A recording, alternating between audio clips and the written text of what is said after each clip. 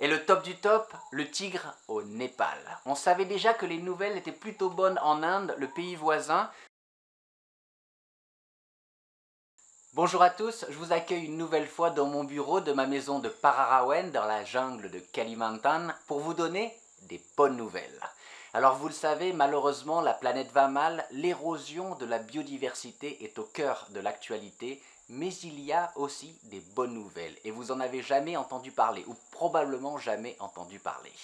Alors voilà, mon deuxième top 5 des bonnes nouvelles de la biodiversité, on commence. Top 5, on part au Tibet avec l'antilope du Tibet ou Shiro. Alors je ne sais pas si je le prononce bien. En tout cas, cette antilope, elle effectue une migration tous les ans pour aller mettre bas dans des régions climatiques plus clémentes. Et à ce moment de l'année, les scientifiques effectuent des recensements. Dans les années 80, on était passé de 200 000 individus à moins de 20 000 à cause de la chasse. Mais le dernier recensement montre que de nouveau la population augmente et plus de 60 000 individus ont aujourd'hui été recensés, ce qui est une très bonne nouvelle. Et c'est notamment grâce aux patrouilles anti-braconnage et aux gardes qui protègent ces antilopes tout au long de l'année. Top 4, on part en Bolivie, alors que dans l'est du pays des incendies ont fait rage, il y a une initiative à l'ouest du pays qui, elle, est à souligner. En effet, une réserve de plus de 46 000 hectares vient d'être créée pour protéger l'intérêt des populations humaines, des populations locales qui vivent dans cette forêt. Alors cette réserve s'appelle la Serenia de Santa Rosa Municipal Conservation Area. Encore une fois, je pense avoir un problème avec l'accent. En tout cas, donc cette réserve a pour but de protéger les ressources des populations humaines qui vivent dans cette forêt. Il y a 14 communautés qui vivent dans cette forêt. Et en protégeant l'intérêt des populations locales, on protège du coup en même temps toute la biodiversité et notamment les sources de la rivière Parapeti, une rivière très importante pour les populations humaines qui vivent dans cette réserve. Top 3, le Canada. Le premier ministre canadien Justin Trudeau vient d'annoncer la création d'une réserve de 426 000 km² dans l'océan Arctique au nord de l'île Ellesmere. Donc c'est une très très bonne nouvelle pour la biodiversité marine parce qu'évidemment cette réserve va protéger les baleines, les ours polaires, les phoques, etc. Mais ce qui est très intéressant, c'est qu'elle représente à elle seule 14% de la zone maritime canadienne. C'est juste énorme et beaucoup d'autres pays ne peuvent pas en dire autant. Et puis les populations humaines, les populations inuites qui vivent dans la zone, eh bien, elles ne vont pas du tout être déplacées, mais elles vont prendre part dans les activités de préservation de la zone et les activités de recherche. Donc une très bonne nouvelle pour la biodiversité et pour les populations inuites. Top 2, on part en Espagne, et c'est pas pour faire la leçon aux Français, mais quoique.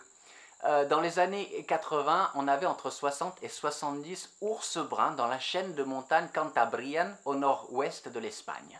Aujourd'hui, tenez-vous bien, on en compte entre 330 et 350 dans cette même chaîne de montagnes. C'est juste exceptionnel. Et les clés du succès? Protection complète de la zone. Un corridor a été effectué pour que les populations est de la chaîne de montagne puissent rencontrer les ours qui se trouvaient à l'ouest. Maintenant, tous les ours peuvent se rencontrer. Des programmes d'éducation ont été mis en place sur l'importance des ours dans la région. Les dégâts sur les troupeaux de brebis sont compensés par l'Union européenne. Mais surtout, les troupeaux sont gardés en permanence. En France, ce n'est pas toujours le cas. Et puis, cerise sur le gâteau.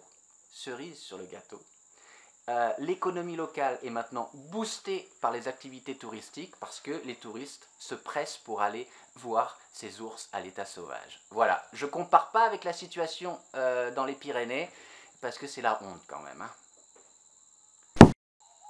Et le top du top, le tigre au Népal. On savait déjà que les nouvelles étaient plutôt bonnes en Inde, le pays voisin, où la population sauvage de tigres se stabilisait, voire augmentait un petit peu. Mais là, les chiffres arrivant du Népal sont juste bluffants. En 2008, on recensait une centaine de tigres sauvages. 10 ans plus tard, en 2018, les scientifiques ont recensé, le chiffre vient de tomber là, 285 tigres sauvages. Donc on passe d'une centaine à 285 en 10 ans, c'est une très très bonne nouvelle. Et c'est en partie lié à la création de zones tampons autour des parcs nationaux au Népal et bien sûr grâce à l'activité des gardes, les patrouilles anti-braconnage. Je vous rappelle que le tigre est menacé dans tout le sud-est asiatique, notamment par la perte de son habitat, mais surtout par le braconnage. Donc voilà, c'est une très très bonne nouvelle. On sait à quel point c'est difficile de faire cohabiter ces grands félins, ces grands prédateurs avec les humains. Donc c'est une grande victoire pour le Népal. J'aimerais voir la même tendance ici en Indonésie pour le tigre de Sumatra. Donc voilà, le Népal a triplé sa population de tigres. Et vous le saviez peut-être pas. Et bien sûr, vous avez droit à des bonus. On commence avec l'Afrique du Sud, avec l'extension de 26 000 hectares pour un parc national, le parc national També, un parc national très important pour les éléphants.